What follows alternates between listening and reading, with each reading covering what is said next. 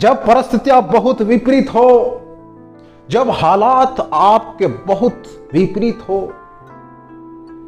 बहुत खतरनाक से खतरनाक वाली कंडीशन में आप हो, समझ में नहीं आ रहा कि अब क्या करें, एक बात ध्यान रख लेना, परिस्थितियां चाहे कैसी भी हो, हालात चाहे आपके कैसे भी हो,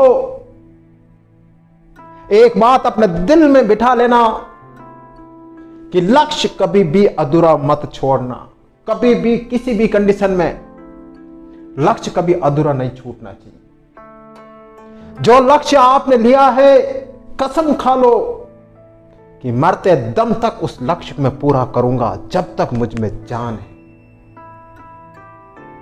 बहुत से लोग क्या करते हैं, परिस्थितियां देखकर लक्ष्य को छोड़ देते हैं। आप ऐसा कभी मत करना। परिस्थितियां कभी भी अनुकूल नहीं रहेगी आपके लक्ष्य के लिए। महाभारत कैसे लिखी गई पता है आपको? महर्षि वेदव्यास एक बार महाभारत को लिपिबद्ध करना चाहते थे।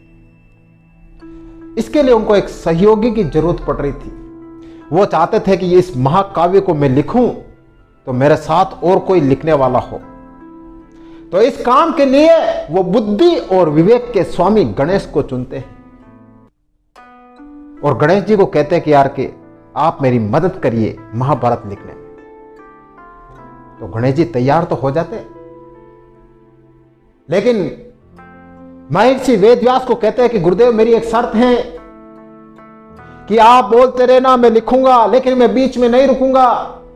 आप रुक गए तो मैं बीच में ही ये छोड़ के चला जाऊंगा। मेरी कलम रुकनी नहीं चाहिए, रेगुलर मेरी कलम चलनी चाहिए। तो महर्षि वेदव्यास कहते हैं कि बिल्कुल सही बात है, यही होगा।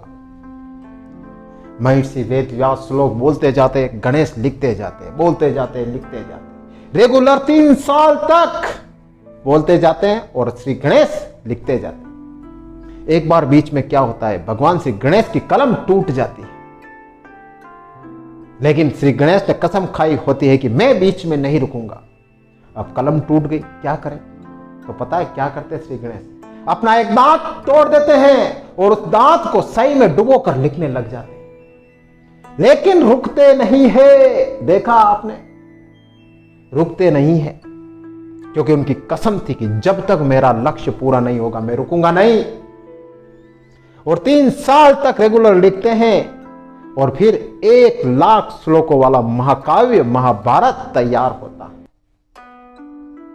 तो यह कहानी आपको क्या कहती है कि परिस्थितियां चाहे कैसी भी हो, आपके खिलाफ से खिलाफ माहौल हो, लेकिन रुकना मत जब तक अपना लक्ष्य पूरा ना हो। जरूरी नहीं कि हर बार आपके लिए परिस्थितियां आपके लिए अनुकूल होगी। कभी कभी परिस्थितियां विपरीत भी आती है और बहुत खतरनाक विपरीत आती है। बहुत से लोग तो इसके चक्कर में अपना लक्ष्य भी छोड़ देते हैं, कहते हैं कि बाद में करेंगे यार, अब नहीं हो रहा है, अब लक्ष्य को छोड़ दो। ऐसा आप कभी मत करना।